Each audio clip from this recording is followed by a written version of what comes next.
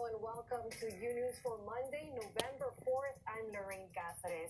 We begin this show with the presidency in peril. Lawyers for the whistleblower agreeing to answer questions from the GOP, but on their own terms, keeping the person's identity under wraps. This as new polls show rising support for impeachment. Here's the very latest. The Intelligence Committee has started releasing transcripts of the depositions they've conducted so far.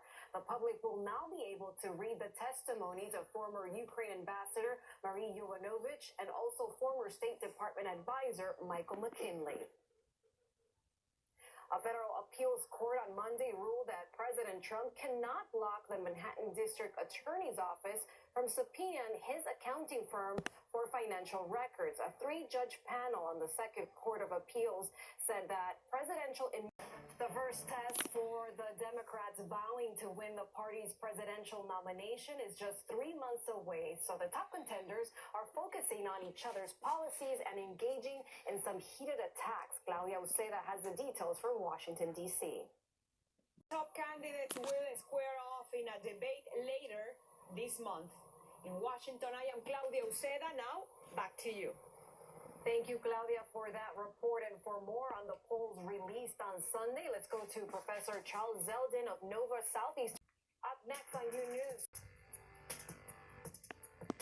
Welcome back to Unews. A television icon passed away over the weekend in Puerto Rico. Walter Mercado, the world's renowned astrologer who made his home right here on Univision for years, was 87. Galo Arellano has much more about his life and legacy. Rest in peace. Now moving on to new concerns about the hugely popular app TikTok that hundreds of millions of people use is now reportedly under a national scrutiny review as investigators try to determine why it's sending American users' data to China. Paola Byron has more. A series of subway-related incidents in New York City have sparked anger and protests from city residents. Much of the frustration is rooted both in the cost to ride the subway that many people cannot afford and, quote, the NYPD's confrontations with poor people and people of color in the subway system. Rafael Rodriguez has more. On the move! A hate group is caught on camera. Meanwhile, in Northern California, a deadly shooting claiming the lives of 5 people there. That tragedy bringing drastic changes to Airbnb. Mike Interiano has a closer look at the new policies and how they impact you. Still unclear what led to the chaotic scene that left 5 dead and several others injured. Investigators found 2 guns in the house and are working to determine if they were used in the shooting. No arrests have been made yet. Lorraine, back to you. Thank you, Mikey, for that report. Now to New Jersey, where more than a dozen men were arrested on charges of attempted sexual assault. The suspects allegedly tried to lure teenagers into their web through social media. Peggy Carranza has the details.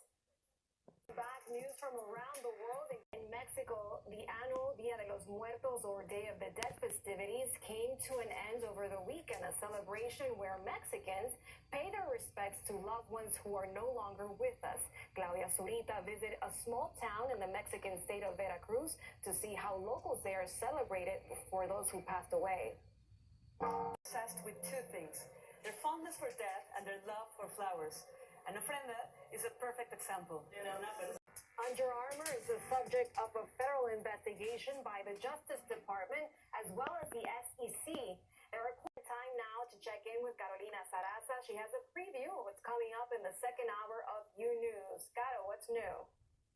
Thank you, Lorraine. Happy Monday. A lot more coming up today. We have the latest on the wildfires in California and the ongoing battle between the president and the governor of that state. All this as the Maria fire is still burning just outside of Los Angeles. And we'll also tell you why the CEO of McDonald's was just fired. What's surprising is the reason is not related to sales or performance. And we also have the second part of our Dia de los Muertos in Mexico, a beautiful story of how millions of people in that country look to reconnect with their loved ones. So stay tuned for that story and more. Lorraine, back to you. Thank you, Caro. We'll sure be watching. Come back to Unews, and now let's go to Nico Cantor. And moving on to entertainment. At the Teen Vogue Summit in Los Angeles, Demi Lovato spoke out publicly for the first time since her relapse over a year ago, saying she's stronger now than ever. Jessica Rodriguez has more. Demi's doing a lot better, that she's staying focused, and like how she said, body acceptance. Recently on social media, she posted pictures, unedited pictures where you can see cellulite and everything, so she's definitely, I think, feeling stronger than ever about her body and who she is. I love that she's always been so open about her struggles, her romances. I love her overall. She's super talented. And fans are expecting new music, so yeah, we'll stay tuned for that. And speaking of music, we had a new episode last night of Reina de la Canción, our network's reality show to find the next leading lady in music. What happened? Okay, so things are getting tense in Reina de la Canción, or Queen of the Song, if you want to call it, because there's only a few girls left, and last night 2 of them said goodbye to the stage. So Mexican singer El Daza was the guest judge. He was extremely funny. And one of the girls, Fatima, received a big surprise from her husband who flew in from LA. Which I heard they're newlyweds. They haven't even been able to go on their honeymoon. Yes. What's up with that? So they got married before she had the chance to go on the show, and then they never did their honeymoon. So we don't know what's going to happen with that. I asked her, but maybe they'll celebrate something else, like her victory. That would be nice. That'd be the honeymoon even sweeter. Right? And staying on music, Latin Grammys are on the corner. That's right. We're officially 10 days away from the Latin Grammys. And one of the Reina de la Canción hosts is singing. I'm talking about Pedro Capó. You know, he's very well known for his Calma remix with Farruko. And rumor has it that he's singing with Alicia Keys. So stay tuned for the show November 14th. That would be bombastic. Because she is so good, so talented. Everybody loves her. Language is not a barrier. Yeah, that's what I was going to say. I'm excited to see that they're bringing on artists from, English-speaking Hollywood from all over to the Latin Grammys. I It's love all it. about Definitely. joining people. We'll be watching. That's all for the first hour of Unews. Stay tuned for the second hour with Carolina Sarasa.